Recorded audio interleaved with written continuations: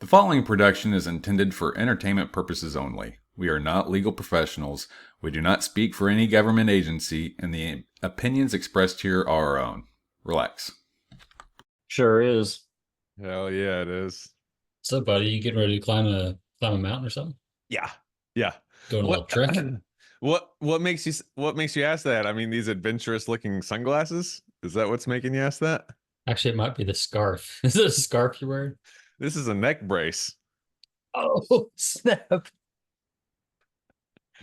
Yeah, dude. Yeah, my I'm bad. gonna take it off. I wore it just for some comedic relief, but I have been actually wearing it. See if this registers. Ah, I mean, that's cool that they're stylish like that. yeah. I- Yeah, dude. Navy blue. Yeah. How is the neck? It's perfectly fine now. Thanks for asking. Everyone else doesn't know what happened. Are you looking at ghosts or what are you doing? I was looking at surveying some damage that my son told me happened over the weekend, but I'm not seeing it. Sorry. No, it's fine. I did see a ghost the other day. How? Let me hear. So I was walking. This was like maybe 10 o'clock at night. I was getting ready to go to bed. I was walking through the hallway, and the way the hallway is set up is if you're coming from my kid's room and you look out, you look into the living room, you see the living room or the hallway. I'm not describing it very well. But there's a point where you can see into the living room, you can see down the hallway. So I'm walking and I see my wife in the living room getting ready to go sit on the couch. Well, I hear something down the hallway, and so I'm assuming it's my son because I already said goodnight to my daughter. Well, I turn the corner and it's my wife, and I'm like, "What the heck?" So I like back up, look into the living room, and there's nobody there. So yeah, Yeah. it's freaking ghost. But I'm convinced enough that I don't even have to like. I didn't even like investigate or anything. I'm just like, oh, that's Thelma, the lady that used to live here. I'm curious, what would your investigation consist of? Oh, I probably would have gotten one of them little detectors, like a metal Like, detector, but for ghosts. Or no. or I would have yeah, I don't know. I mean, I would have maybe just like turned the lights down low and been like, Put your hand out there and close your eyes and see if you feel anything. if you're here, make yourself known.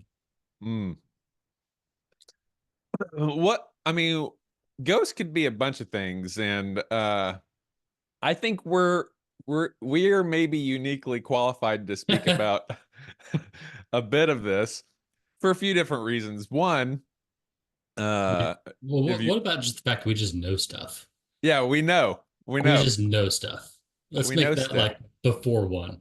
That's like Yeah. the preamble. Now go ahead. Yeah. Sorry. Preamble, we're pretty smart fellas, okay? Yeah.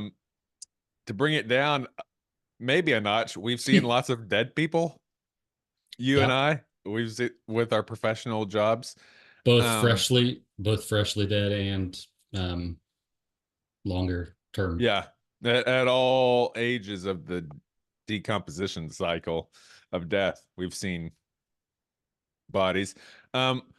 We can speak about it from like a purely cold, I would call it like a slab table investigatory. Like, what could it be? And I'm thinking like energy left behind of someone, all the way up to we're also both church boys, so we can talk about the spirit and the soul and what what we think about that. So from cold slab, because I think I mean it I think you have to be hiding from it to ignore the existence of, we don't have to call it ghost, but something like whenever you're thinking about a dead person or something happens, whether it be the apprehension of a person or the lights flickering. I think if we all look in our heart of hearts and we're honest with ourselves, you don't have to admit it to anyone else, but I think we've all experienced something like that. Maybe anyone over the age of, man, my first experiences were childhood. I was going to say, I think you have to include childhood because that seems like that's when a lot of it happens. But we adults will say, oh, that's just your imagination, or whatever, or no, you didn't see that. And so it kind of gets taught out of you as a kid. Dude, I have the benefit. Well, I'm writing down ghosts because we need to stay on the topic of ghosts. But I have the added benefit of growing up in a Pentecostal church, and I didn't know that we were the crazies of the Christian community until I took a step out of the Christian community. Like, oh, those are the crazies over there. Yeah, I didn't realize I was on that side. Um, but I have a dream. Had to be before kindergarten. Had to be pre-K. And we were in church twice on Sunday and every Wednesday, and anytime the door was open, we were in that church. BBSS, Royal Rangers, all the programs, all the things that we could get for free or that we could get a donation for me to go, I was at. Before kindergarten, so I was always there. Church was always on my mind. I was always, hi, Sister Charlotte. Hi, brother. Blah, blah, blah. That was just constant vernacular for me. We were always talking about the blood of Jesus washes all your sins away. Don't worry, Pastor. Yes, I know. And I had this dream that I was it was in our main congregation hall. And we had like a stage and an altar, and we had a sound system in the back. And it was just an old school 80s, kind of like a church. The main congregation was like maybe a little bit wider than a double wide. Yeah, I can picture. Yeah. Well, back at the sound stage in my little kid self, I got up and walked out of the back while the pastor's preaching fire and brimstone and lifted up the carpet. And there's a bearded man that looks strangely Caucasian, but I've seen him on all the pictures, on all the paintings. He's under the carpet, motionless. Dude, I'm a little kid. I don't know if I've ever talked about this dream. I've never heard it. That has stuck with me for a long, long time, having dreams of a dead man that looks like Jesus under the carpet in my church. Yeah. Well, yeah, anyway, ghost. Yeah. So I mean, like whether it's just a mass of energy or it's the actual personality or like whatever, like if it's the same person, or I don't know, because I always wondered, like if I've seen things that made me suspect that maybe my dad was behind it or something like that. But then I'm like, well, if you could show up, why don't you just hang out here? Like why would you not just be visible or accessible all the time?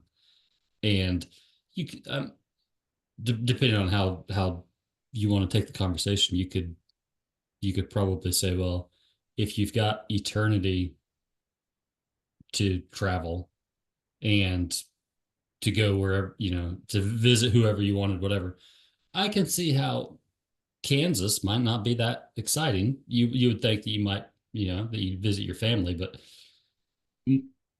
what I'm trying to say is if it's the actual person or whatever, you'd think that it would be around more often. So that's weird. But if it's just a leftover, heap of energy, well, that's weird because why would it take on the personality of the person? Or maybe it's just part of our psyche. Maybe it's just leftover parts of something in our brain that associates that with you or that with that person. And we just imagine that we're experiencing it. Well, yeah. So the experience is the important part because, like if a tree falls in the forest, does it really make a sound?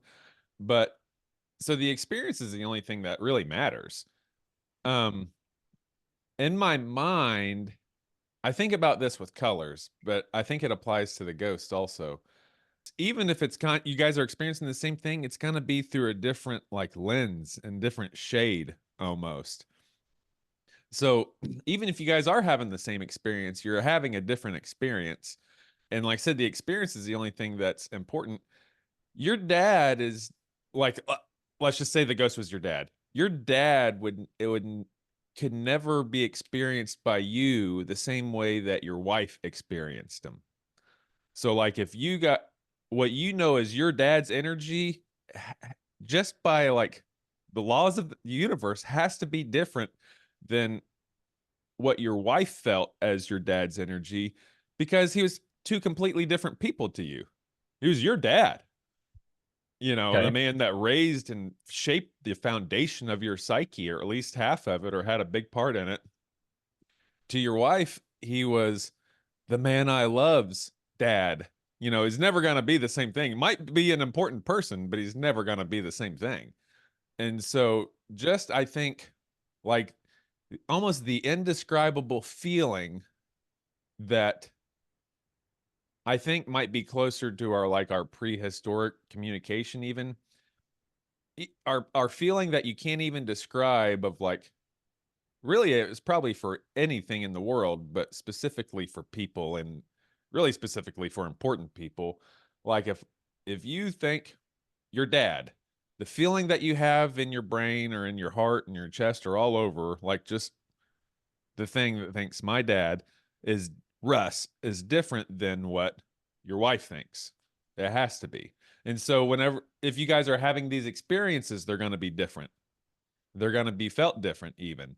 And so I think that adds to the scale of BS, like the BS scale or not, because you're going to say, dude, I thought about my dad and the lights flickered. And I'm the skeptic, and I'm like, yeah, you live in a 60-year-old house. Your lights are going to flicker. Or, you know what I mean? You live in blah, blah, blah. There's the bulb's going out. You have cataracts. There's always going to be some explanation. Yeah. What are the experiences? Like what are the common ones that people say whenever they said they've experienced a ghost? Oh, I don't know that I've had that conversation with too many people in real life or in person, but Right? I mean, just what comes to mind is lights flickering, uh, cabinets opening. I think I sent you maybe I don't remember if it was a meme or a video or something that talked about dang, what was it? It was talking about opening cabinets and slamming doors and stuff like that. I don't But remember it, but I remember us getting into that before, like years ago, us having a kind of a deep dive into the cabinets. yeah, well, I don't remember. I vaguely remember a conversation about like I'm gonna do more than just open and shut cabinets. Yeah. Like I've got if I come back, I'm just gonna do more. That's kind of lazy. That's kind of played out. But anyway, cold room, cabinets, lights flickering off and on. Have you had an experience with the cabinets? No, I don't think so. I remember this. I remember that telling you about this, and I didn't even remember it until you just now brought it up. I don't think I thought about it since I lived in Nick's house. Remember there was a time where I didn't live with I was live I was someone's roommate in Haven, Kansas. Yeah, was his name Nick? Isn't it? I don't think that was his name. I know who Oh, you're talking about, okay. and I didn't even live in his house. Yeah. Anyway, I've like Sorry. I have cut a lot of that part out. Anyway, I was temporarily staying with a guy. I was not living with my family. I was living in someone else's house. And I shouldn't have been there. Like the energy, there was nothing good that happened nothing good happened when I lived at this dude's house. Like a lot of the implosions in my life that happened that I've since recovered from and recreated myself from. Anyway, it happened when I was here. I was going through a down part. I remember multiple times like getting up in the middle of the night to go to the bathroom or go get a glass of water, and every cabinet door in his kitchen was open. Like the needles sticking out of the Hellraiser space was like a cabinet door, and the kitchen was his face. I walked in and looked at it and turned right back around and walked right back to my room.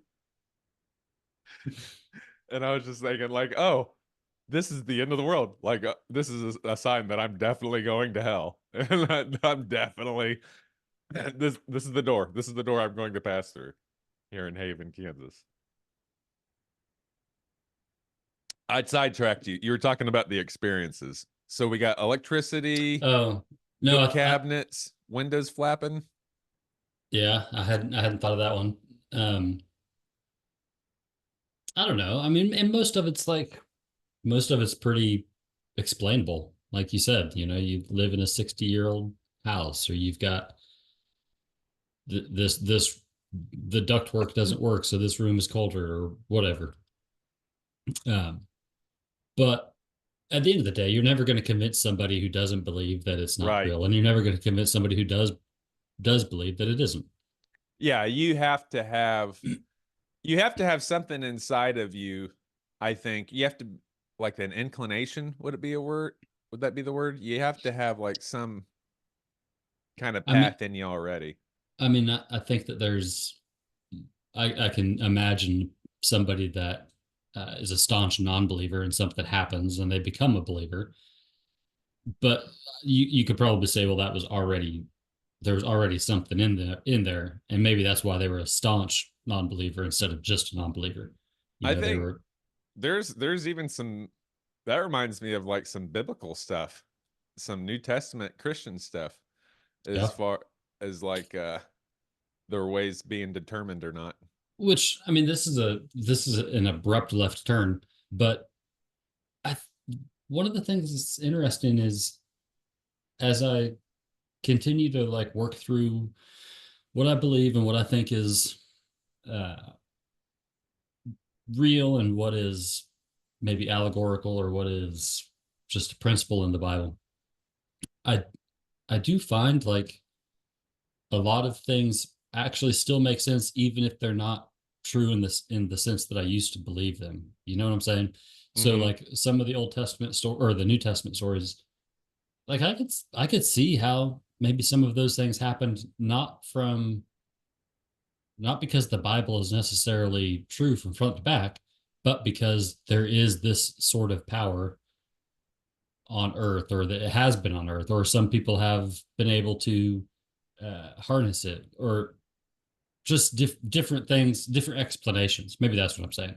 Different explanations for what this could have been, or something like that. Yeah.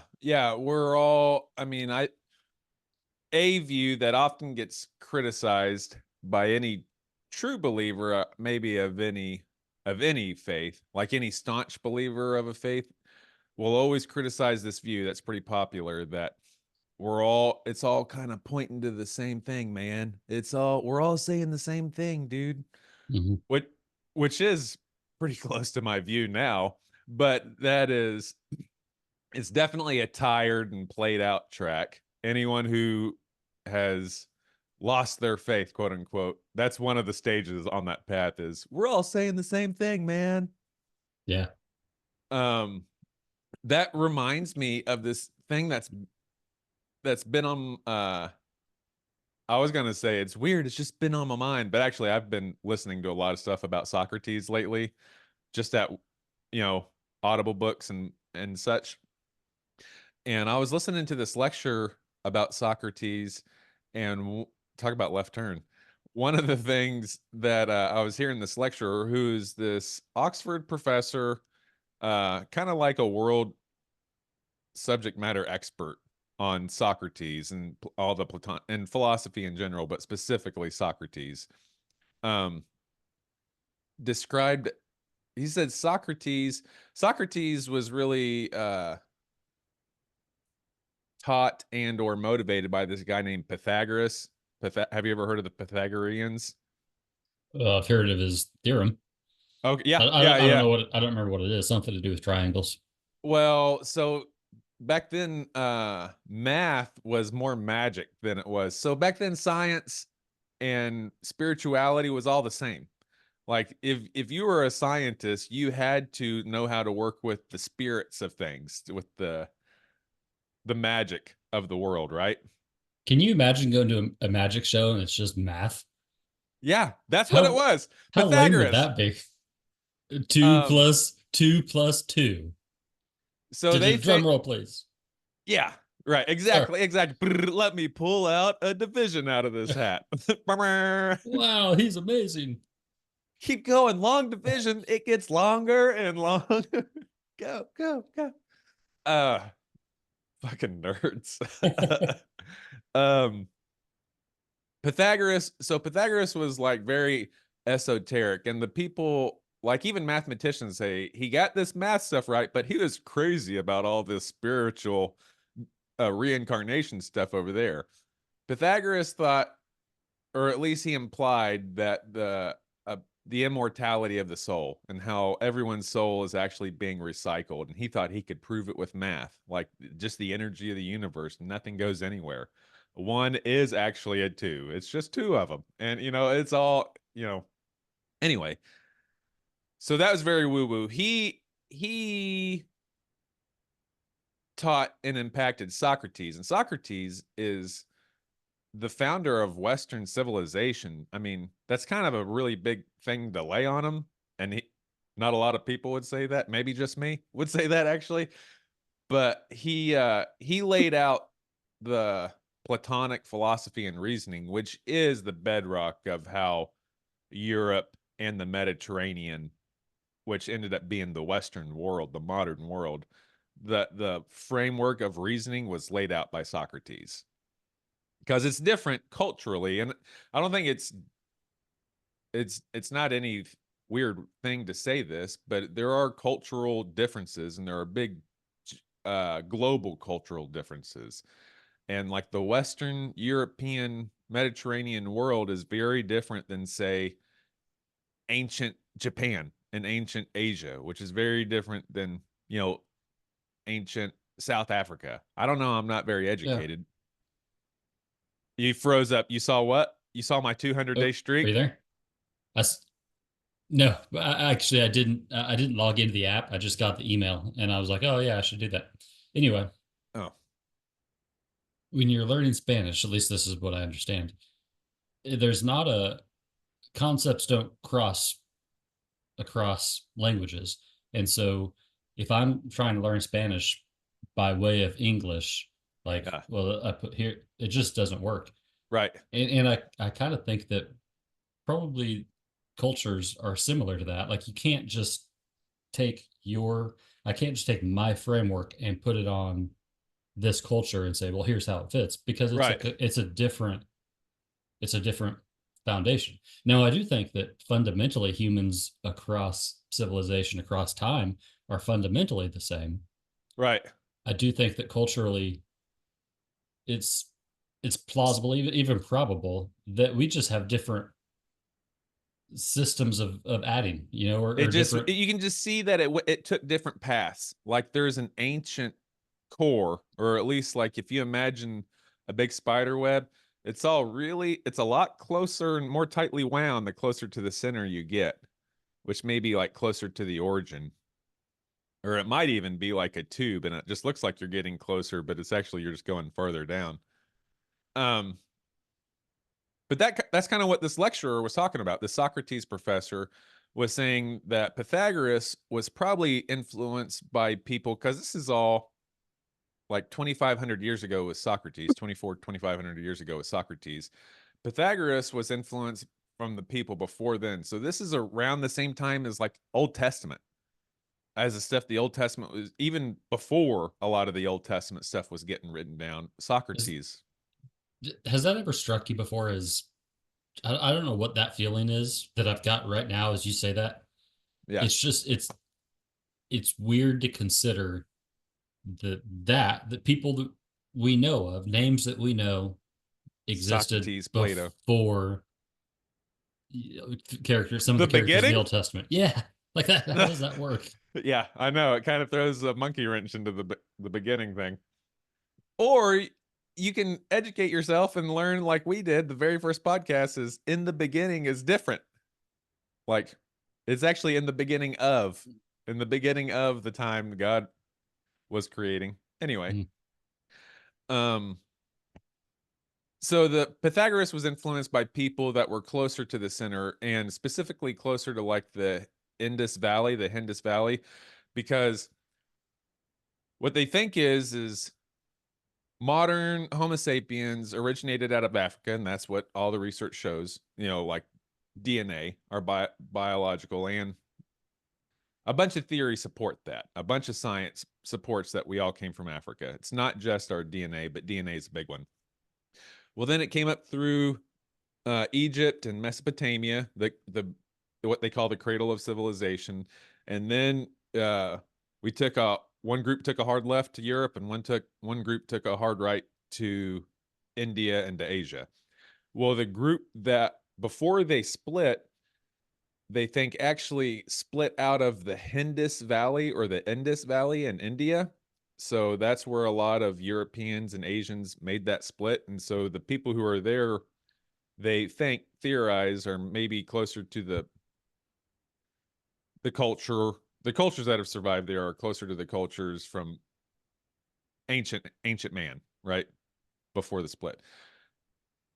This lecturer thought that the guy who taught Pythagoras was closer to that group, the Indus Valley group, which had reincarnation, which had the more esoteric, ancient, think of like shamanistic, the bedrock of Hinduism, the bedrock of polytheism, the bedrock of all these like ancient, whatever, came from Indus Valley.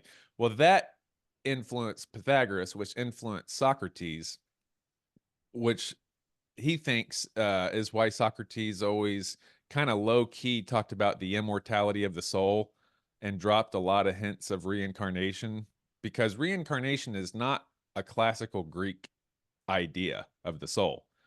They thought you got judged and you went to Hades, the land of the dead. Like Achilles, the hero, was in Hades. No matter how good or bad you were, you went to Hades, unless you had to be tortured, and then there was divine punishment if you were bad. Was there nowhere better than Hades? Was that just the best that it got? For humans, and from my understanding of the classical Greek, like we would say the Sunday school version of Greek theology, was everyone goes to Hades unless you need to be punished. But what Socrates was hinting at, and so Socrates was killed for being an atheist, which does, we've talked about this before, doesn't mean what we think of atheists, like they just don't believe in God. It means he didn't believe in the right way to believe in God. He wasn't following the church's opinion of how to believe in God, so he was an atheist. You see, that's a Greek word. So he was killed for that. One of the things that he dropped is where I'm getting to, is all these hints about him, because they asked him, he was sentenced to die. There's a lot of weird things we could talk about with Socrates, but at the end, he was sentenced to die, and the city of Athens killed him for corrupting the thoughts of their young men by spreading his dangerous thoughts. There was the thought police. He spread thoughts about philosophy, which, like I said, back then it wasn't a separation of church and state. So like if you were talking about justice, you were talking about the gods. If you talked about, right and wrong, you were talking about the gods. And so since he came in and questioned the paradigm, he was questioning their foundations of theology and corrupting the young men's mind. That's why they killed him. They gave him lots of chances to get off of here, and out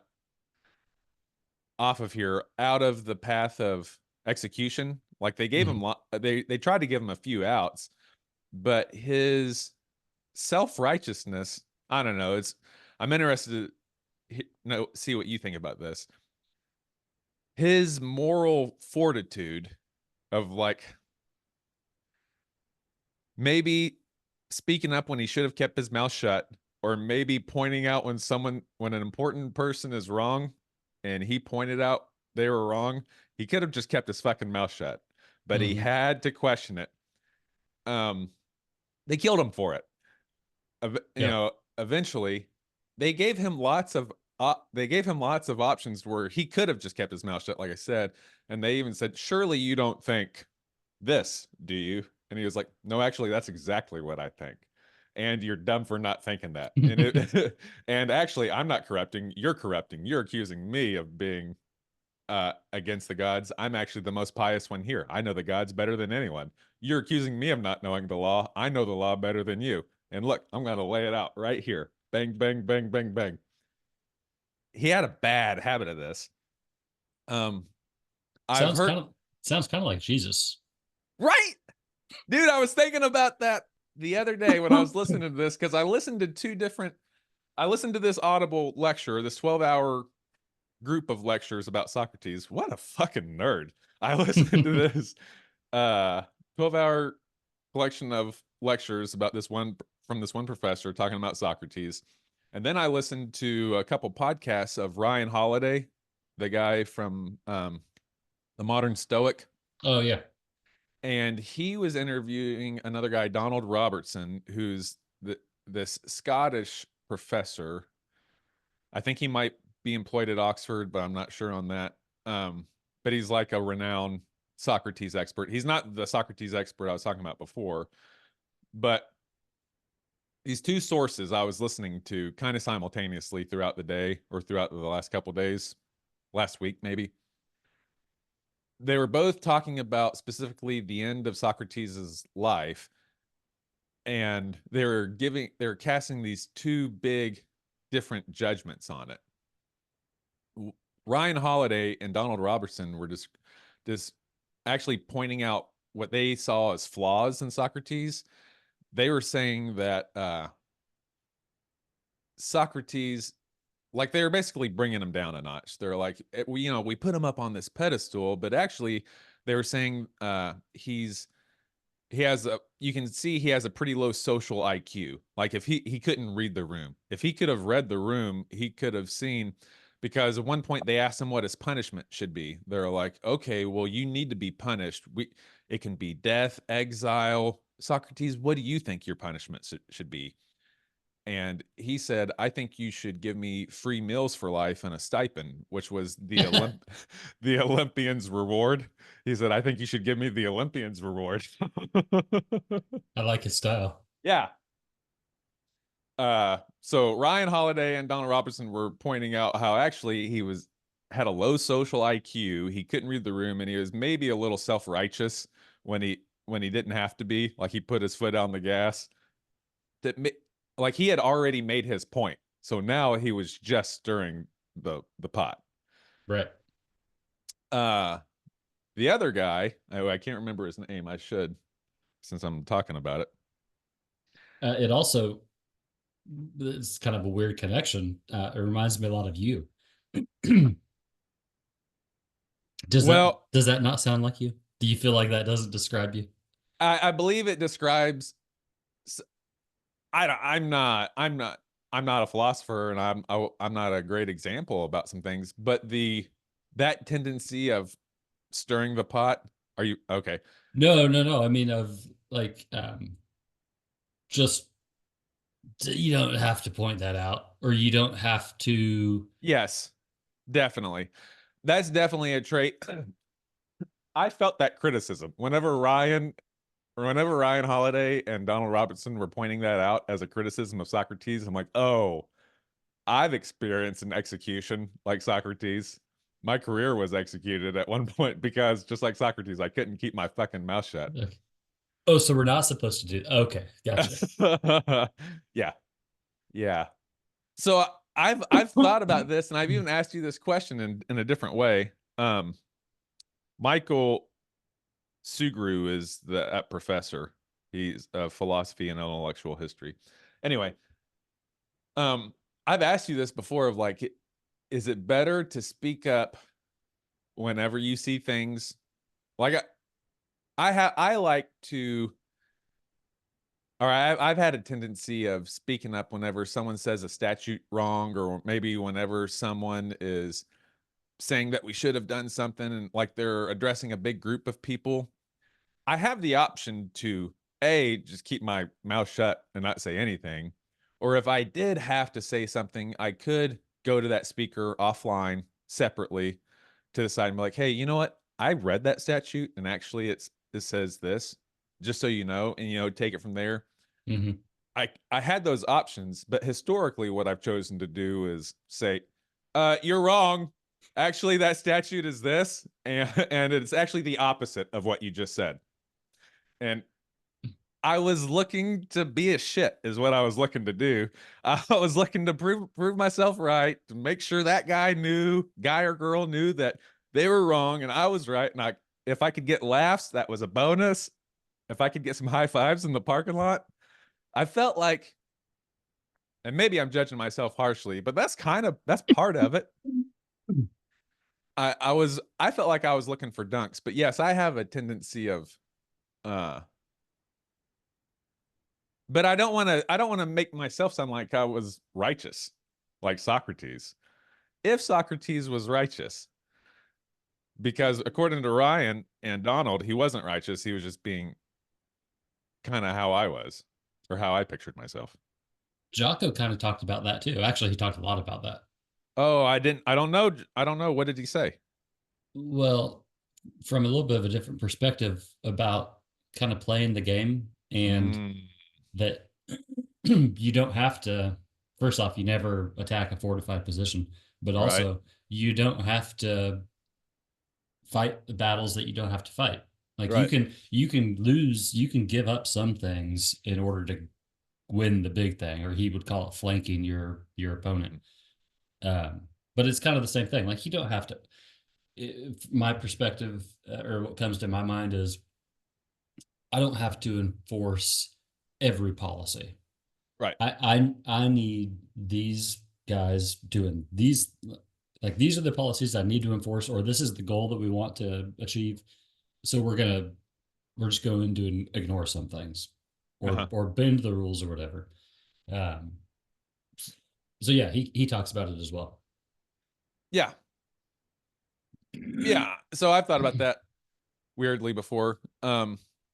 Which is maybe what, I don't know. It's actually why I'm confused and why I'm interested in just exploring this, is because I think everybody has some sort of reflection on that, some way of their own tendency. Or maybe because there's a lot of other like personalities described in this. There's people who question and back off, or there's people who never question. There's people who take the opposite view, like almost or definitely the adversarial view.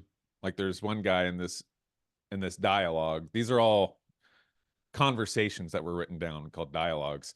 One of these guys in the dialogues actually says, justice is the power of the might, or the might of the powerful and the weakness of the subjects. Like that's true justice. So there's different personalities in this, in these dialogues I think anyone can identify with. But Ryan Holiday and Donald Robertson were saying that Socrates actually was pointing out these faults. That guy I just mentioned, and I already forgot his name, said that he was actually like painted him in the righteous view. Like actually Socrates could not allow himself to not speak truth to power. He could not allow himself to not be righteous when there was an option of being righteous or being silent. He could not allow himself to not be righteous. Mm-hmm. And I don't know which one of those. What do you think about that? I mean, I think I do this because I tend to avoid conflict. But my view is probably to not speak up unless you have to. Yeah.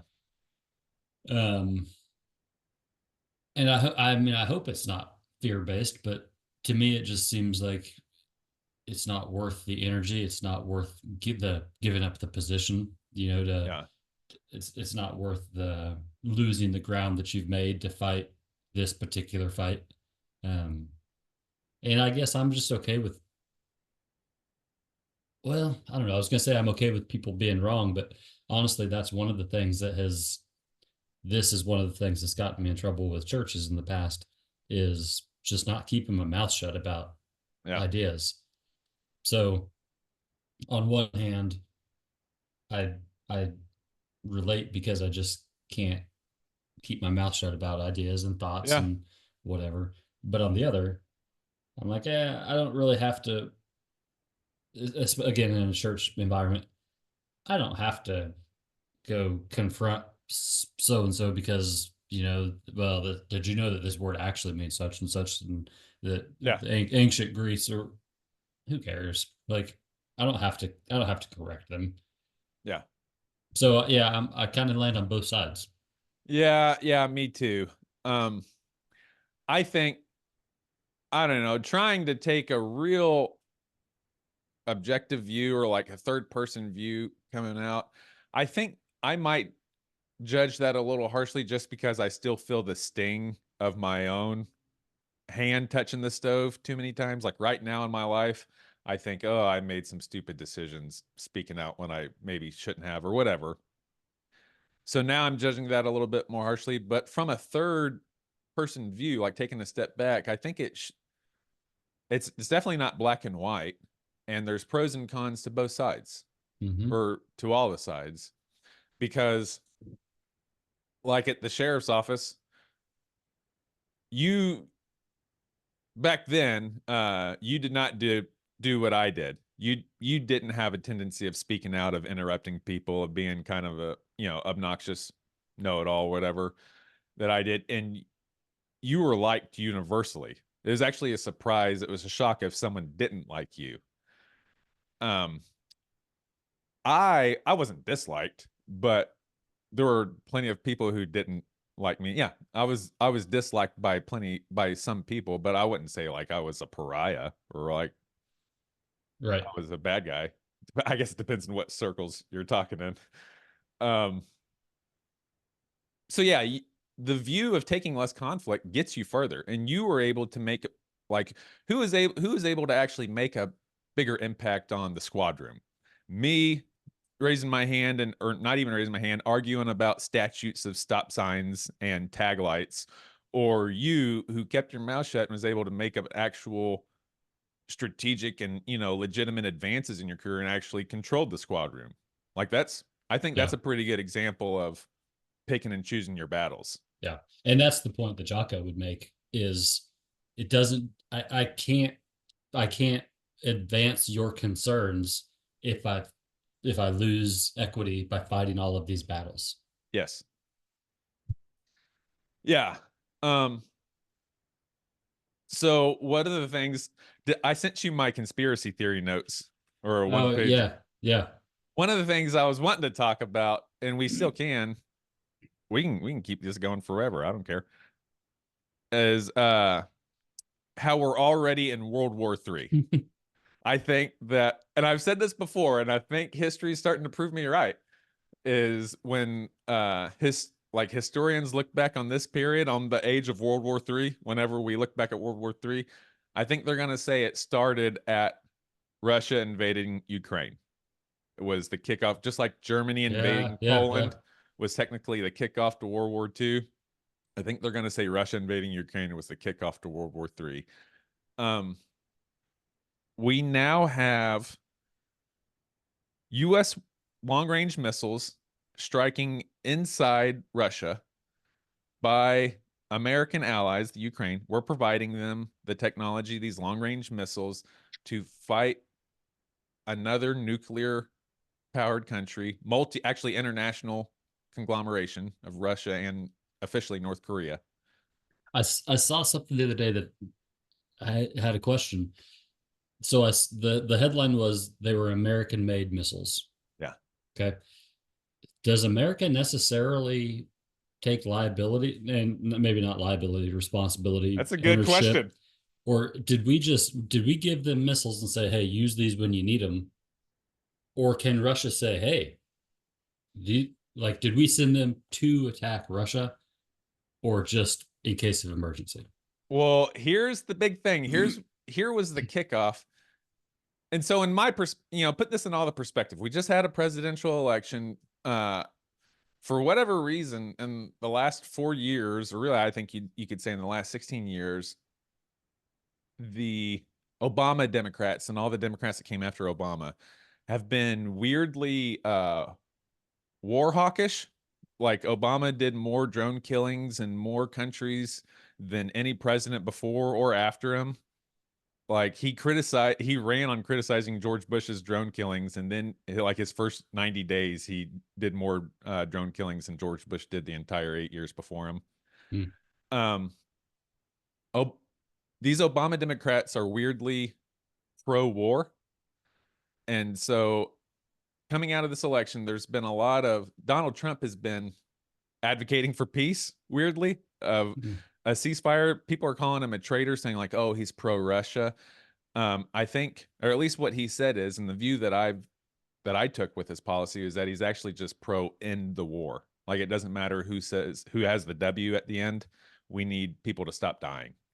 Mm-hmm. So we just had this election. We know Trump wants to end the war. Biden last week gave Zelensky the okay to use these weapons that we've given him these weapons before, but we said he could only use them defensively, meaning inside the borders of Ukraine. You can only use these on your invaders. Well, last week Biden gave Zelensky the okay to start sending them into Russia. He said, "Hey, Zelensky, you know what? This other guy." The view it looks like, and the view I'm going to paint on it is Trump is going to end your war. So you've only got until January 20th to really get this done. Go ahead and start hitting Russia. So you better use them if you got them. Yeah, you smoke them if you got them. So, I mean, if you're Russia, the U.S. is sending missiles into they're just using it through the vehicle of Ukraine. They're just using Ukraine as the launching point.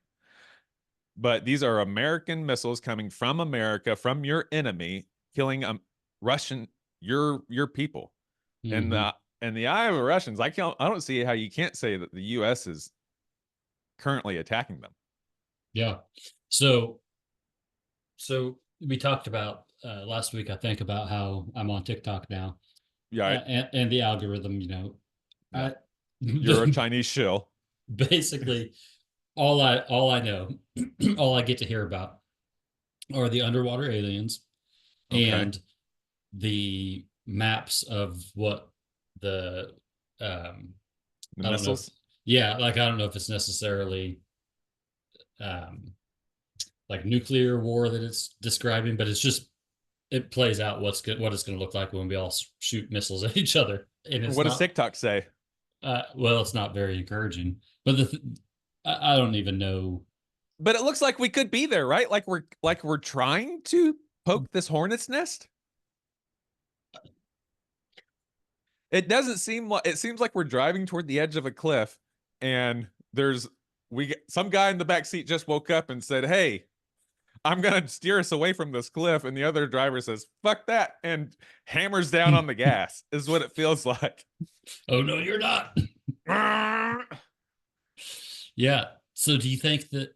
And British. So what makes this a world war is these are American missiles and British, their Shadow missile, which is a long-range nuclear-capable missile that they're also providing Ukraine. So this is a world war. It is the U.S., Great Britain, and right now officially Ukraine, and officially Russia and North Korea. But you got to know China's backing them, and you got to know all the other people like India is in some ways in a coalition with Russia, even though I love to think of India as good guys. India's in a coalition. Pakistan's definitely in a coalition with Russia, Iran, China.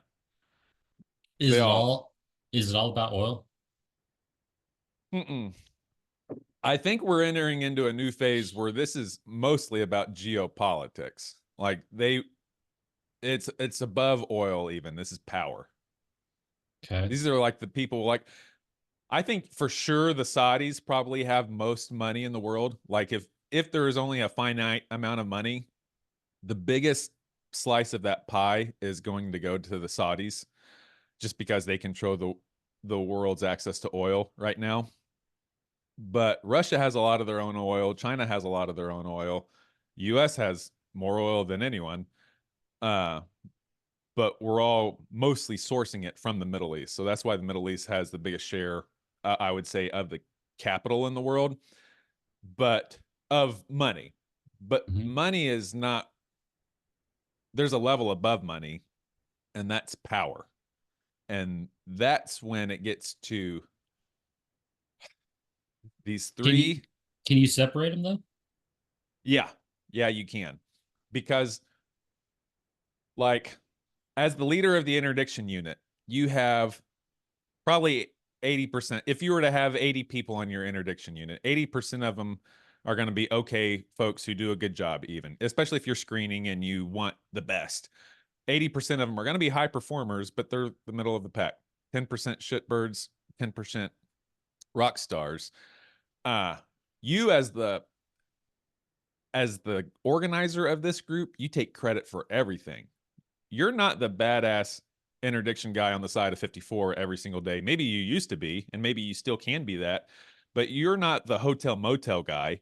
You're not the guy who's in charge of these plainclothes operations. You're the guy who's controls all of them. And you're the guy. You might not get your picture with the sheriff handing you a plaque, but you're the guy who controls that guy. That's what the CEO of BlackRock is. And Okay. that's what these boards of BlackRock, State Street. I had to look it up. BlackRock, Vanguard, and State Street. That's the world's power. That's the world's real government. I've never heard of the State Street. I've heard So of the other two. yeah, BlackRock, Vanguard, State Street. BlackRock is the majority owner of the three, but if you look and see who owns BlackRock, Vanguard and State Street do. And Bank of America, the majority holders are Vanguard, State Street, Bank of America, and technically Merrill Lynch, but Merrill Lynch is owned by BlackRock, Vanguard, and State Street. And BlackRock, Vanguard, and State Street also own McDonald's, Pfizer, Comcast, which owns CNN and MSNBC. Wait a second. They own our media. They own our media, they own our medicine food, and our drugs, and our weapons. They're the majority holder in all three. And I know these are competitors because I've been in the rooms when these bids are going on. McDonnell Douglas, Raytheon, Northrop Grumman, all these big weapons manufacturers, and like the people who build our ships and the people who build these tanks that are going everywhere, they're all owned BlackRock, Vanguard, and State Street. The people who make the poisoned food, we can go to food because that's a safe place to go. The people who make the poisoned food are the same people who make the medicine to cure the diseases caused by the poisoned food. Mm-hmm. That's not a conspiracy theory. You can Google you would Google majority shareholder of and name the major corporation, like all the companies on a McDonald or on a monopoly board, or the newer monopoly boards that has like Sony and whatever. All those companies are all owned by BlackRock, Vanguard, State Street. Every weapons manufacturer, every NGO, non-governmental organization, those are big, like the Peace Aid or USAID, these Peace Corps folks who go out around the world, Doctors Without Borders. Mm-hmm. BlackRock, Vanguard, State Street. So the people who provide money to our politicians as these super PAC lobbyists, BlackRock, Vanguard, State Street. The people who want us to go to war with Russia and Iran and Korea, BlackRock, Vanguard, State Street. The people we're gonna pay billions of dollars to rebuild Russia, Ukraine after we invade, BlackRock, Vanguard, State Street. So they also sell and make money around the world. Yeah. So they're past money. What their capital is control. They don't want money anymore because we can see that they're willing to lose billions and billions of dollars, and like these weird, like Johnson and Johnson pushed out one of the early things that we're not allowed to mention. Woo! You almost offended the community, bro. I almost got this taken down. Walked right across those standards. Golly. Woo-wee. Johnson was one of the first introducers of one of those things. Well, that first thing got proven not safe and effective. And so Pfizer came in and said, don't worry, we got the other one. They're both owned by BlackRock, Vanguard, and State Street. You can literally go ahead. But are they gonna, if someone were to look it up, are they gonna be, are those the names they're going to see, or do they go by different names and different? Do you know if I'm allowed to share my screen? Do they do businesses? I thought there was a button that said share my screen. Don't worry about it. Yes, I was going to show you. You can Google it, and I'll just read this because I have some owners. All the ones that I have are top institutional owners of BlackRock are Vanguard Group, BlackRock Inc., State Street, Bank of America, and Temasek Holdings. Temasek is like the fifth. He's the poor dumb brother of this group. There's really three big brothers, a smaller brother, Bank of America, and the dumb brothers, Temasek Holdings. But those five guys, really the top three, but those five guys own everything. What one do you want to look up? Name a company. A big company that's maybe bad, like a big baddie company. Coke. Coke Industries? Yeah.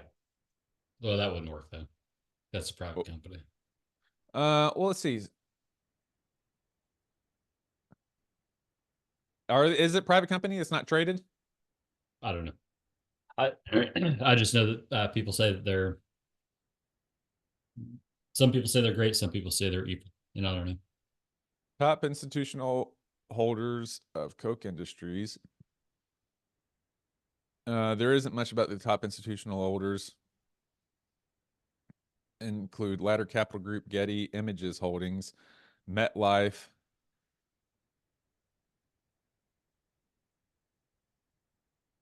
Okay, so MetLife is one of the top institutional holders of Coke Industries. Who owns MetLife?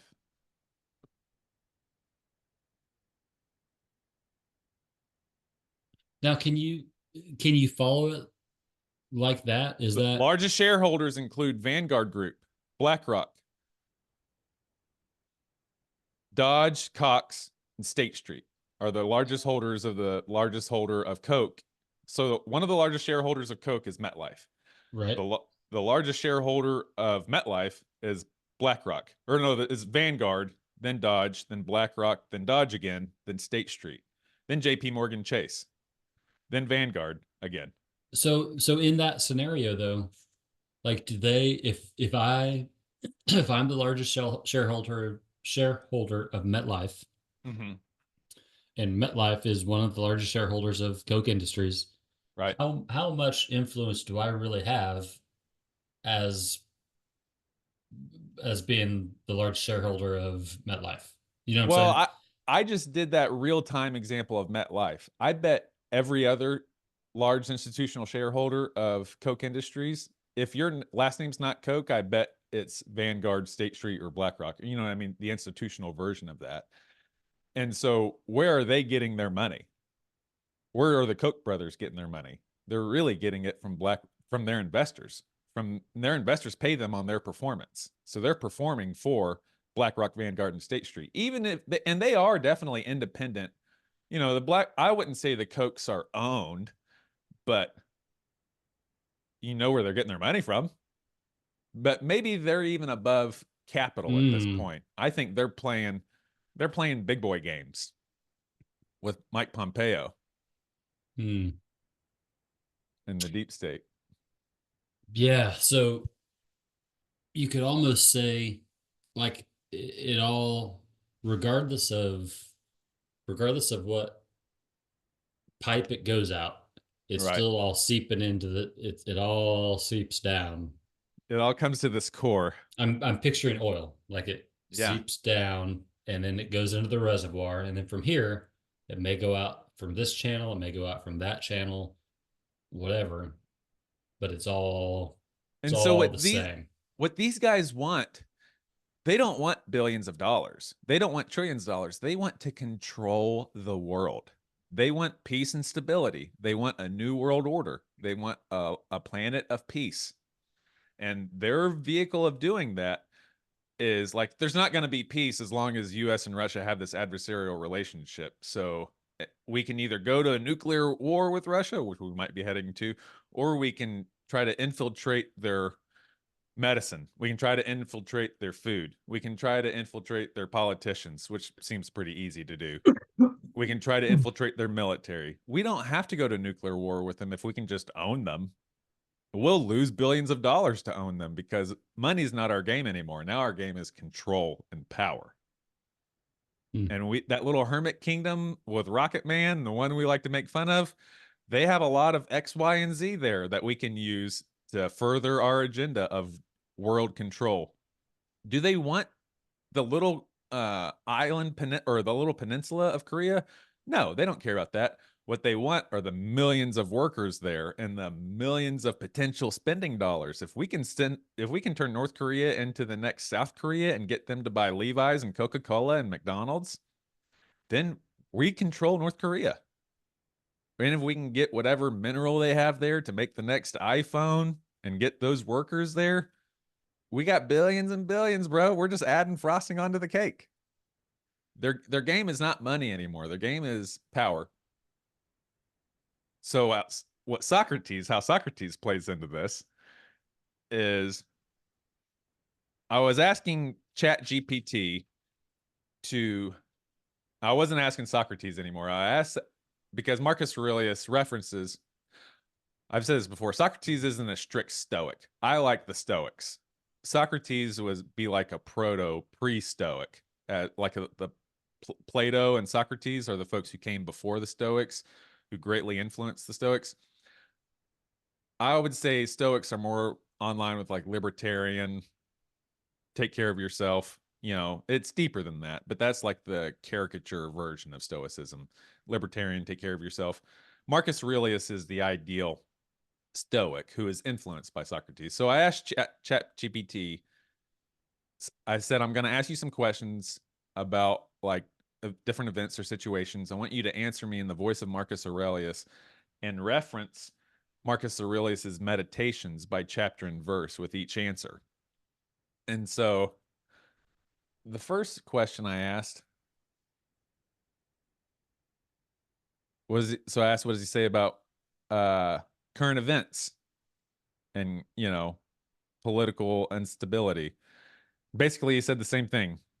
You can't worry about that stuff. You can only control what you can control. You can only make yourself a good person and live accordingly. Live according to the virtues of wisdom, courage, justice, and temperance, which is, temperance would be more like natural equanimity with the world. Be cool. Be cool, be just, be wise. So I said, so would he be oblivious to important events? Like, I was like, so does he say, you know, like basically fuck it, you just ignore the rest of the world? And by a reference out of Meditations, they said, no, Marcus Aurelius would not advocate for being oblivious. Instead, he would encourage awareness and engagement that align with the virtues. So the quote that they pulled out, I'm going to let you speak because I've been rambling, I'm sorry, is out of Meditations, is, what is not harmful to the city cannot be harmful to the citizen. So whether you've been injured, apply this rule. If the city is not injured by it, neither am I. Marcus Aurelius was a Roman emperor, but what he was saying was that, how I interpret this is, judge the world based off of your own standards and judge yourself based off of the standards you put onto the world. So if I'm accusing, another version of this is, he said, if someone offends you, before I react, think, have I done the same thing before? And if I'm guilty of the same offense that they have, I should keep that in mind whenever I'm dishing out their punishment, because whatever they deserve, I also deserve. So should I say that the world, so now we can put these social issues on it. Would I let this cereal that has poison in the form of metallic dyes in my kitchen, No, I wouldn't. Then should I allow the person who can't afford anything else? Should I make it socially acceptable for them to eat poison just because they can't afford anything else and this is the only thing their EFT can afford? Yeah, that's the thing, that we will actually pay for it.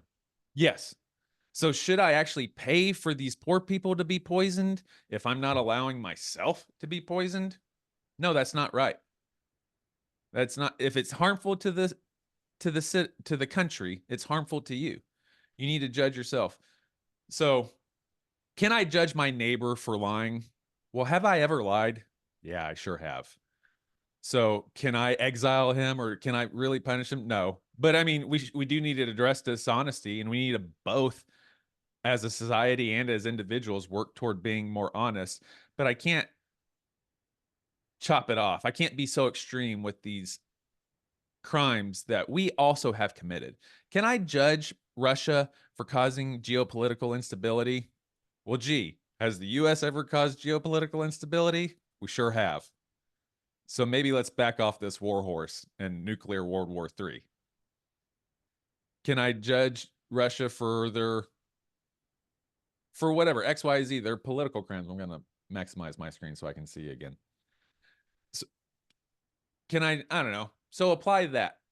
Whatever's good for the city, and when he said city, he meant Rome, which was an empire. So whatever's good for society is good for me, and whatever's good for me is good for society. That's the key to getting into judging these big ideas, if they're worth your time. Do they align with the four virtues of wisdom, courage, justice, and tranquility? Okay, one step. Does it apply?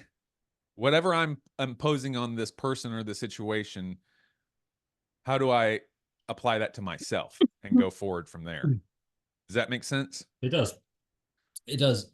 And it kind of brings up a question that I've been asking myself for a little while now, about the concept of sin and the concept of sin outside an individual. Mm-hmm. And what I mean by that is, so I have, and you have, we have established this set of morality, or standard of morality. And whether, we can say that it comes from God, we can say that it comes from the Holy Spirit, we can say that it's supernatural. But at the end of the day, you have decided personally what's right, what's wrong. And I can hear people, say, well, you don't get to decide that, God decides. Okay, but still, you have decided what God has decided is right or wrong. Uh-huh. And so to violate that, you would say, is sin. Yeah. But what you can't say is what standards I have created, right? What standards? So if I do this action, it may be a sin for you because it steps outside your boundaries, right? But it's not a sin for me because you don't know what my boundaries are, what my standards are. So when you say that's wrong, you shouldn't do that. Mm-hmm. Ultimately, what you're saying is that inconveniences me. But you can't say that that's sin. And I'm thinking of it from a well, you can if you got a book of rules to back you up, and if you conveniently interpret these book of rules to apply to you. Yeah. In this, if you take this book of rules that were written by ancient Hebrews, or was actually interpreted by Greeks, but originally written by ancient Hebrews, applied toward ancient Hebrews for ancient Hebrew reasons. If you take that book 2,000 years later and apply it to your neighbor, in 2024 in Wichita, Kansas, then yeah, they're not gonna meet that. They're not gonna, hit the mark. They're not gonna pass that book of rules because that book of rules doesn't apply to them. Yeah, so you have society sins and individual sins. Well, you have to, in order for this question to even exist as a question, you have to give room for individuals ultimately setting their own standards. Yeah. And honestly, that's new to me because all of my entire life up to this point, the standards are in this book. Yeah. And if you can't find them in this book, then you can look in this book and find out like what the meaning of the words. And like, in fact, this whole bookshelf is full of uh, different preaching and Someday we need to compare our different types of bookshelves. books. I think almost like our this is a weird turn. My YouTube music ads have been for bipolar medication recently. I think YouTube is diagnosing me with schizophrenia and bipolar Yeah, that could be. disorder. But I think that's because of my weird eclectic searches in music. I mean, that's the only thing they could be judging me on. I think my bookshelf matches that diagnosis. Yeah, I can see that. Okay. Do you, man, I wish I spent more time. Nah, that's not true. I wish that I spent more time like reading physical books, like sitting in this chair, Yeah. maybe a lamp behind me, just reading a book. I had to correct myself because I have that opportunity every night when I'm watching TikTok. Yeah. So I wish that I wished that. Well, let's go back to what we were talking about. Okay. Sins that you apply to yourself. So I think this is one of the broader meanings and one of the like the benefits of the Old Testament, because you have to understand this Old Testament, even though it's been interpreted and you could say abused or whatever, manipulated today, at the time that it was written, and actually it was written after the time that it applied. But what they were trying to do was get some rules to govern these wild people wandering around the desert. And actually, these groups of people that were coming into them, like, hey, our little village is turned into a city. And we got people praying to this guy. We got people sacrificing children over here. We got people burning our livestock back here. We need to all get on the same page. So, actually, children, someone spoke to me up on this mountain and gave me a book of or a list of rules, and if you don't, you're going to die. And I'm going to demonstrate that now by killing 2/3 of you that don't currently follow these rules that I just received. As a quick demonstration, I'm going to go ahead and kill 2/3 of you. Yes. Look at the story of Moses and his exodus from Egypt for that reference. But Didn't he make him drink the golden calf? I think he did.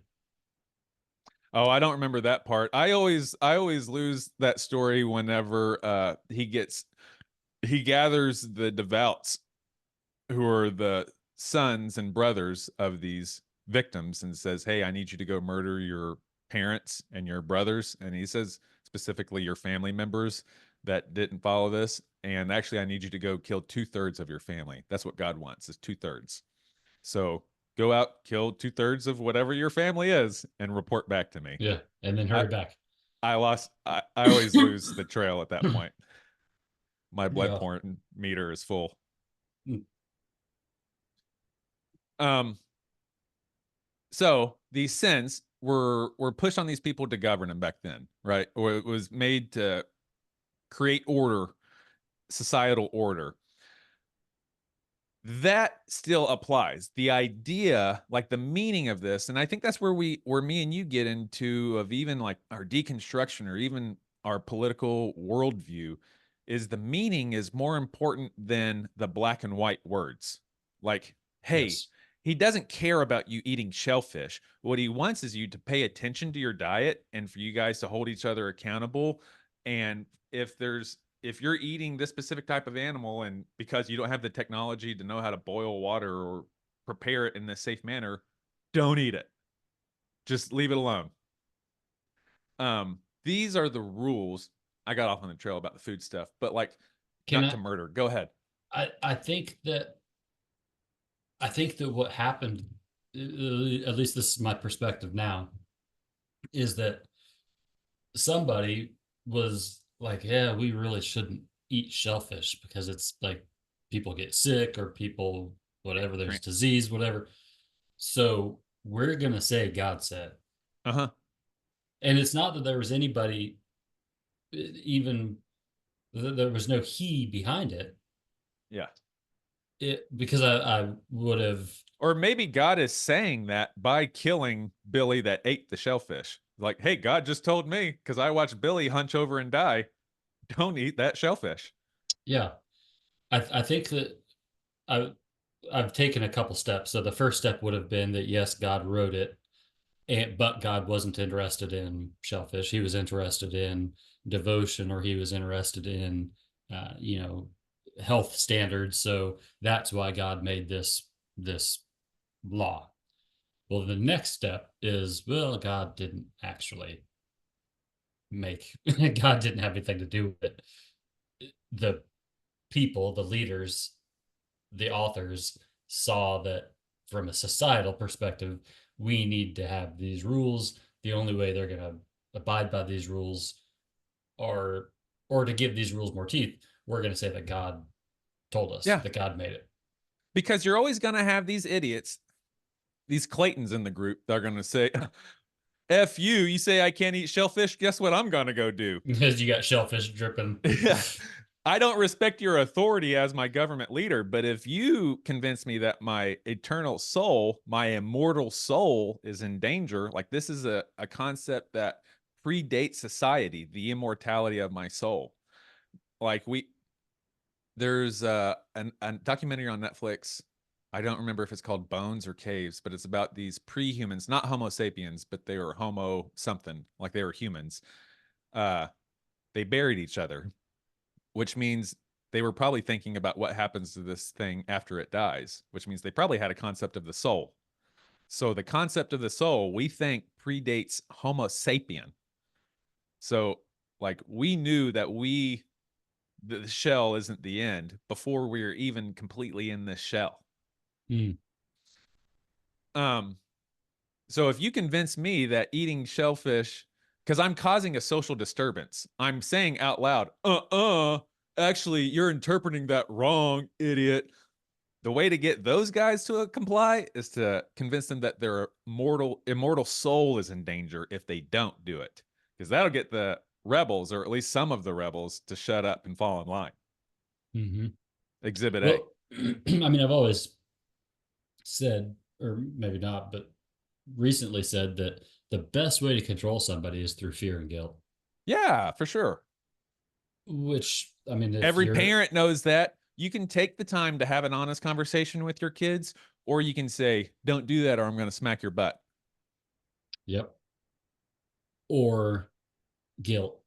Yeah. You know, you know how hard I worked for such and such, and you know, Would your grandma be, how would your grandma think if she saw you acting like this? yeah, she heard You you know, she talking that way. sees you. You know, she sees you from heaven. How does she feel? Yeah, Was she like what you're looking at on your phone, young man? Jesus, Jesus What would died. Jesus think? Yeah, Jesus died for that. Oh, actually, he's under the carpet in the back by the sound by the sound booth. I haven't told anyone about that. And he doesn't like it. So He knock it wouldn't off. like me saying that dream. So, dude, what is, if we actually go to if this is World War III Uh-huh.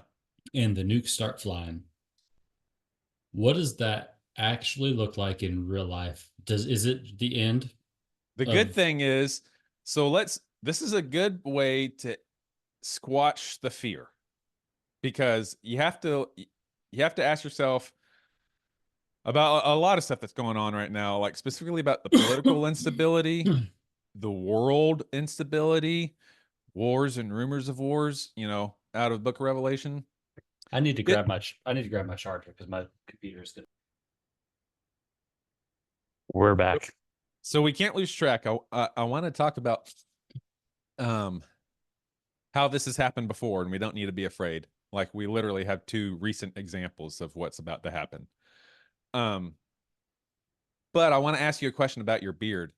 I like how it goes down. I want to do that, but I don't want to trim the sides of my beard because I eventually want a long dangler.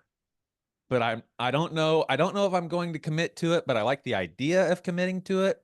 In the meantime, I'd like a beard kind of more like yours, no more than like 2.5, 3 inches in length, I feel like, from my chin. And I'm not there yet. I'm an inch from my chin. But I'd say no more, let's say 2 inches. No more than 2 inches from the tip of my chin is where I want my beard. Mm-hmm.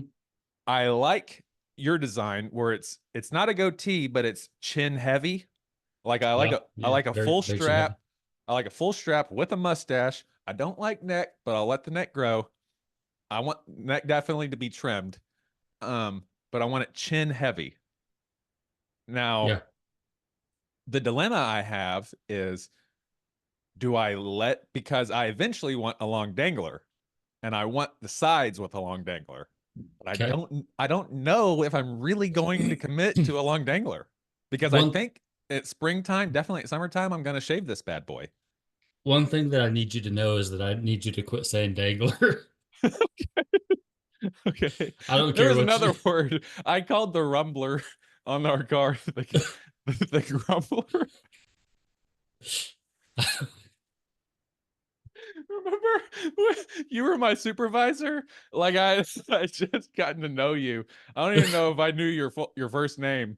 And I said, "Oh yeah, I hit him with the grumbler when I was pulling him over." And you said, "Wait a second. I need you to stop using the word grumbler and use rumbler, which is what it's called." uh I maybe have a bad habit of doing that. My daughter there's a word that she says wrong all the time.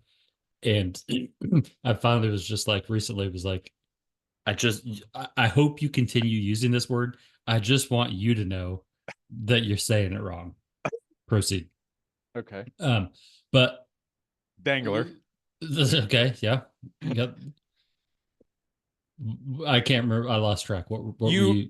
I was saying I don't know if Oh, yeah, I yeah, yeah. want a dangler, but I don't know if I'm going to commit to Yeah. one. In the meantime, I have this beard that I don't love. I like, I don't love.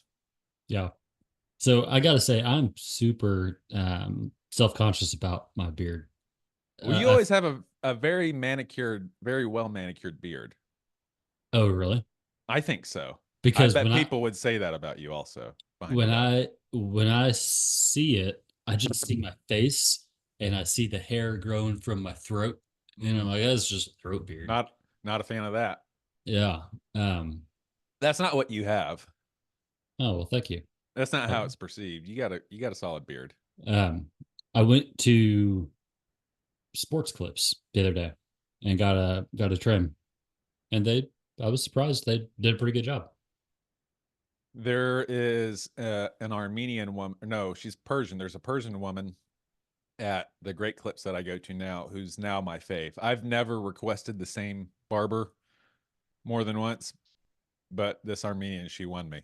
She got she got my high tight fade the way I like it. I like it high and tight, but I don't want it to look like a Marine. Can you give me a high and tight without looking like a Marine? Yes. And she got me. Nice.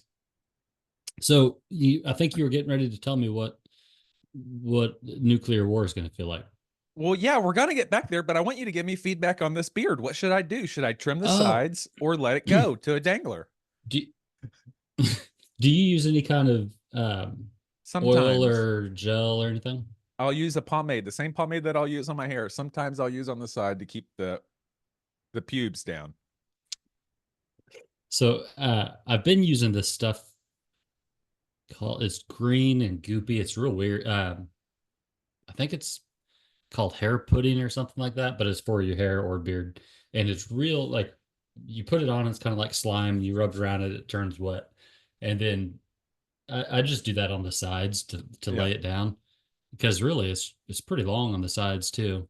It Okay. just See, I thought you were trimming it. no, Okay. it just lays down. So it's The product that I need. the other thing is I have a tendency to when I ruminate, when I think, When you I just fester. yeah, I just kind of tend to do this. So I see you in that chair with the lights out.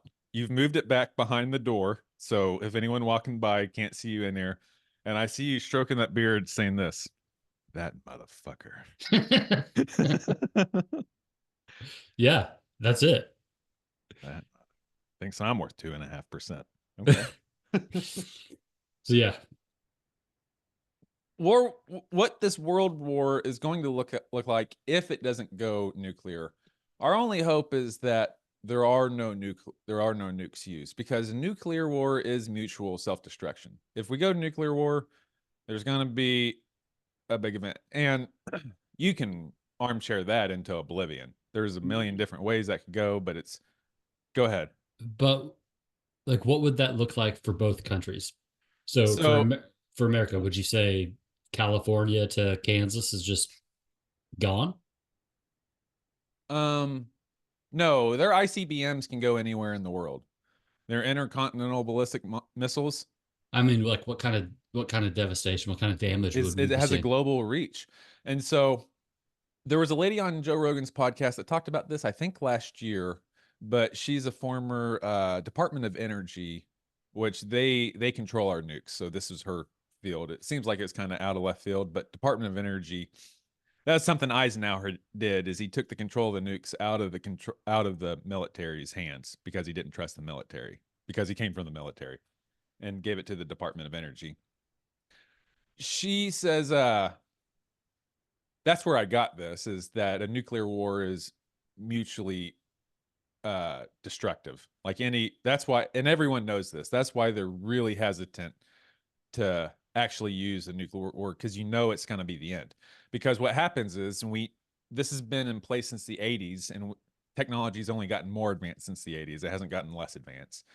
Is back in the 80s, we had a system. That's why an Iron Dome thing that Donald Trump wants to make over the US can't work unless you launch it from satellites, because then Elon Musk could make it work, but it would have to come from space. It couldn't come from the Earth. It's not going to be one missile. It's not going to be 100 missiles. It's going to be thousands of missiles, like at least 1,000.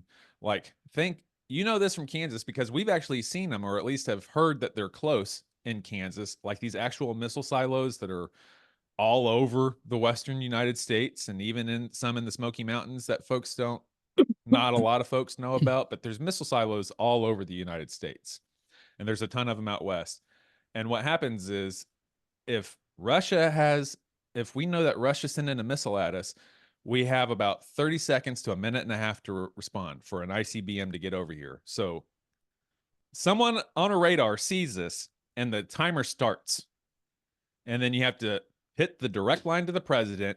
He has to make the decision, or whoever's holding the football. They have that as like a duty that goes around. Whoever's holding the football has to make the decision. Do we try to shoot it down? Is it 1? Is it 100? Is it 1,000 missiles? Do we hit our counter launch and send it over there? You have 30 seconds to a minute and a half to make this decision. And think about Joe Biden at 3 o'clock in the morning getting this, woken up. 30 seconds, make a decision. Russia's sending out 100 missiles. What do we do? And so at that point, the only option is going to be send the counterstrike and hope for the best, because you can't shoot down 100 missiles. You probably can't shoot down 10 at once. Maybe 10, maybe with an iron satellite dome 100. I don't see you shooting down 1,000 missiles. There's missiles getting through. The reason Jerusalem has an effective iron dome, or Israel has an effective iron dome, is because it's so little. They can condense all of their anti-missile missiles in this little spot. We're the United States and Hawaii and Alaska. There's no dome that big. It's not feasible to have a dome that big unless it's coming from above. And then from above, I think you can theoretically get there, or at least a lot closer. But we're not there yet. Like, if it were to happen today, it's mutually destructive. So the world is going to end. So, I mean, obviously people do it because murder-suicide exists, but Yeah. what's the purpose of nuking a country if you individually, so you're the person pushing the button that says send the nukes? I love that we're still going. I hope someone's talking. We might have to cut this into 2. I don't know. So I pushed the button and I said send it. Mm-hmm. I know that within let's say a minute, I'm also going to be melting. Why would you do that? That's why you don't want Kim Jong-un to have nukes. That's why what's good for society, which is good for me, is really for none of us to have nukes, but that cat's already out of the bag. That Pandora's box is open. Now we don't want a crazy person with a chip on his shoulder and something to prove to have something that can be the end of the world. We don't want anyone to have it, but at least right now it's mostly us, Russia, us, or the West, the UN, Russia, China, and maybe Israel, definitely India and Pakistan. So, so let's say that whatever Probably causes Iran. whatever causes someone to do the murder suicide, whatever triggers the event in their mind to where they say this is the right thing to do. Russia's definitely feeling that pressure. Could somebody like Kim Jong-un or Putin or somebody that maybe is literally mentally unstable, an individual, which this is crazy to think about because it's easy to think of. How many people think Donald Trump is mentally capable? Or how many people think Sure. Joe Biden is right now mentally capable? It's weird to think of these people as just at some point just being people. Yeah. Like just being maybe They're- a crazy person or They're you right now, and you when you're depressed. or that person at work that you're like, I would never, like, that guy's nuts. That guy does not need a driver's license. It's Yeah. I mean, they're maybe they've got more power, maybe they've got more influence, more whatever, but they're still people. So a crazy person could have the ability to push that button. I like to think that there's enough that there are enough safeguards in place that would prevent Well, that. But something. So I want to get back to this. So this has happened before, and something that kind of kept us in our bounds before, and that I think will prevent nuclear war from happening is BlackRock, Vanguard, and State Street. BlackRock, Vanguard, and State Street does not want nuclear war. And I think we laid out pretty black and white before. It's not a conspiracy to recognize that BlackRock, Vanguard, and State Street actually control the world. They're not going to allow nuclear war. That's why they don't want a crazy Kim Jong-un or, pardon me, a crazy Putin or whatever. They're trying to paint Putin as crazy. I think Putin is more complicated, but he's not Hitler. Even though we're trying to make him Hitler, he's not Hitler. He's not. I'm not saying he's a good guy, but anyway, I don't think they. So they don't want them to have the nukes, but they don't want to rule nothing. They want a world to rule. So that's why they're not going to allow Biden or Trump to press that button. They're not going to allow Ukraine to get to the point to do it. I think. I could be wrong, because a situation where I could see that happening, like during this broadcast or during this recording, is Russia getting attacked by long-range missiles from Ukraine in Russia. And there is a real quick way to end this, and that's go send an ICBM over Ukraine. Or at least on the part that we don't want, on the western half. We want the eastern half because that has the route to the port to the Baltic Sea. But if we can nuke the western half, that would end these missiles coming in real quick. But that would start World War III. So I don't know. Go ahead. Would we necessarily? Yeah, we would retaliate because I mean, you'd have to. The UN would, and we're tied to the UN. And would you have to retaliate with nukes? I don't know. That's a good question. That's up to someone holding the football. That's the difference between one missile going to the Ukraine and 1,000 missiles coming to the West Coast. That's why someone has to make that decision at 3:00 in the morning.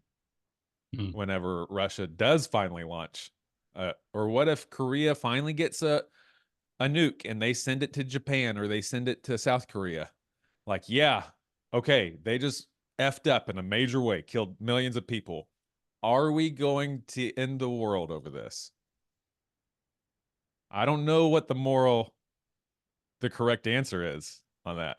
because you can't just let if the only way to stop them from moving on to the next country is to send a nuke to North Korea. Well, then Russia's probably going to retaliate. Like, hey, you just nuked my partner. You lose Alaska. And now we're getting nuked by Russia. I guess we got to send 1,000 over there. And now they're going to send 1,000 to us. And it's lights out. And so what does that look like?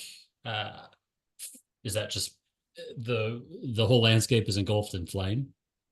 Or is shockwave and you just like disintegrate? So I don't know. My understanding of nukes is it's basically the surface that it mostly affects. So it's the surface area, the blast radius. So like the surface detonated nukes have, imagine a circle, and it's obstructed by debris and landscape and buildings. But if like in a perfect flat plane, it would be a circle as the blast radius of a land detonated nuke. Imagine how that's different. How big is that radius? Well, I don't know. I know Hiroshima and Nagasaki were city size. Like those were big metropolitan cities, both of them. I don't know, but in World War II, and they say now our nukes are like 1,000 times the power of the Fat Boy and Little Boy that dropped in Hiroshima and Nagasaki. But those had a citywide radius. I don't know what 1,000 times more powerful means, but say 100 times. Let's knock it down to a tenth of what 1,000 times means. Say it's 100 times the size of a city. And now you send say 2 to LA, 1 to San Francisco, and go up every major city and just work your way east from the West Coast. It doesn't take long. You don't need you don't need thousands of them. They're going to send thousands of them, but you don't need thousands of them. Like maybe a couple hundred would be pretty dang good to wipe out every metropolitan area in the United States. 1,000 would definitely do it. And then it's everyone who happens to not be in that radius. Imagine people high up in the mountains. If they don't strike Denver, Denver would be a pretty obvious target. The Air Force, there's a lot of military assets up in the Rockies around Denver. But the people in the Rockies, like maybe at the same elevation as Denver, but not in that blast radius, like somewhere else that's not Denver in the Rockies. Yeah. They survive. Maybe people out in the western, like I imagine western Kansas, but I'm thinking Nebraska, folks away from the big cities, they survive. So maybe they survived the blast. Would they? Exactly. Now they have to deal with the nuclear fallout and the societal fallout. Like there are no longer police. There are no longer fire. There's no longer EMS. There's no longer electricity, water, drinkable water. There's no longer food. Yeah. Oh, now you're a currency. caveman. There's no longer currency. Now there's people who want what you have for their own survival. So they're probably, their violence is going to be rampant. It's the end of the world. Does sin still exist? Well, I tell you what, so at the end of the world, when someone has nothing left to lose, the only way you can ever hope to get them to behave is to convince them that their mortal soul is in danger, because they don't care about your physical violence because they grew up in physical violence. They don't care about you controlling the weather because they have a nuclear fallout. They don't care about you doing any of these other magical stuff. The only thing you have left to control them is their soul. So you got to convince them that they have a soul, which I think is burned into us. And you got to convince them that you control it somehow, or their actions control it. And if they don't follow the right actions, you can get them with that. So Socrates would say, do what's right in the virtues to control, and everything else that if it's out of your control. Like, I love that we're talking about it, and I love that we're bringing awareness to it, but like you and I are not going to affect the outcome or in any way move the needle on this. But it doesn't deserve a ton of our calories to worry about. In the meantime, I can only be a good person, and I can only affect the things, and I'm going to drive myself crazy and give myself depression, whatever, or anxiety. if I focus on this. In the meantime, I can only be a good Clayton. That's a good way to wrap it all up after talking about all of the atrocities and potential devastation in the world. Yeah, all you can do is But if it doesn't go that way, it's going to go the way, not to unwrap it, but if it doesn't go nuclear lights out, it's going to go toward a traditional world war. And we've seen 2 of those. It's going to be lots of death, probably in lots of faraway land. No one's going to invade the United States. At least not in 2025, not in the next 10 years. It's suicide, and every country knows it, to try to invade the United States. There's too many rednecks with guns. Like, we would not be, and we have hundreds of years of an ideology built on, at least the foundation was rebellion. So we're built on rebellion, we're armed, and we're individualistic by our society. Like, specifically the US idea of self is very individualistic and maybe rebellious a little bit. Mm-hmm. Yeah, we're not going to be invaded. We'll probably send our sons and maybe some daughters off to fight in Ukraine and in the Middle East again, maybe in Russia or Africa, but it's not going to come here. I don't think we want to invade Russia for the same reasons. We don't want to occupy Russia. We have a pretty poor track record of occupying any country. The only way we win wars, the last war we really won was World War II. And the only way we won that is by staying there. We stayed in Germany. After we beat them, we stayed there. And we don't have the stomach for that anymore. We don't want to do that. So there is no other winning a war. Because we're not going to stay in Russia. We're not going to stay in China, even if we did beat them. What then? Okay, now you guys behave. We're not going to stay there. We don't want to do that. Our generals don't want to do that. That's an interesting perspective. I'd never heard that. Well, that's why we lost Vietnam, because we utterly, like, if you compare body counts, it's something like 100-1. Us versus the North Vietnamese, we slaughtered them, but we weren't willing to keep the land that we captured. We wanted the South Vietnamese to do it, and the South Vietnamese could not hold back the North Vietnamese. They just weren't prepared to do that. We could wipe them out, but the South Vietnamese couldn't. So whenever we saw that they weren't going to do that, we didn't want to commit there. We pulled out. That's what happened. That's how we lost Vietnam. That's how we lost Iraq. That's how we lost Afghanistan. I hate to say it as a veteran of those wars, but I wouldn't count that as a W. Those are both failed states and ran by terrorist organizations. It's deadly to be a woman there. It's deadly to be gay there. It's deadly to be a not Muslim there. We did not make these places better. You know, we lost those because we didn't want to stay there. We know that. So we're not going to stay in Russia. We don't want to go to these wars. And if we do, it's not going to affect us here. Not in any real way. Groceries might go up. Gas might go up. Probably get more. They might open the border and then force a draft. That's what they could do. They could open the border and make everyone eligible for the draft. Yeah. Well, that doesn't sound like a very it doesn't sound like very many good options, but hopefully maybe there's still an option for world peace. Yeah. I hope so. I'm hopeful. I don't see it, but that'd be great if there was. Well, if we can convince Russia to not retaliate until Trump gets in, and then hopefully Trump can end this war, and I don't know what that looks like, but if we can just have the war stop, then I think we'd be better off for it. It sounds like Israel and Hamas is pretty close. The only one who's not honoring their ceasefire is Israel right now. Like Hamas and Hezbollah, they've all agreed to a ceasefire. So we're getting peace there right now. We're close, I think. Whatever we can do to end that war in Ukraine, we can turn this car around. We don't have to go off the edge of this cliff. We just have to hope that we don't go off the cliff in the meantime.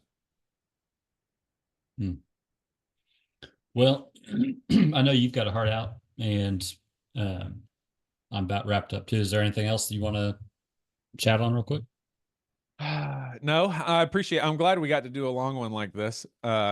We've conveniently missed each other like half a dozen times in the last couple days. A handful, yeah. Yeah. All right. But honestly, this is a new environment. You know, I normally do it at the office, but this kind of works. I like that. I like that space. You don't feel rushed. Is the audio sounds okay? Yeah, sounds great. I guess we'll find out. But how are you going to secure? Are you holding that microphone still? Oh, okay. No. Okay. And actually, I'm glad you mentioned that, because I did want to point out that the headphones and the boom mic, I do kind of feel pretty cool. Yeah. Yeah, dude. I You do look feel cool. And you look Yeah. cool too. So, All right. all right. See you, buddy. Bye.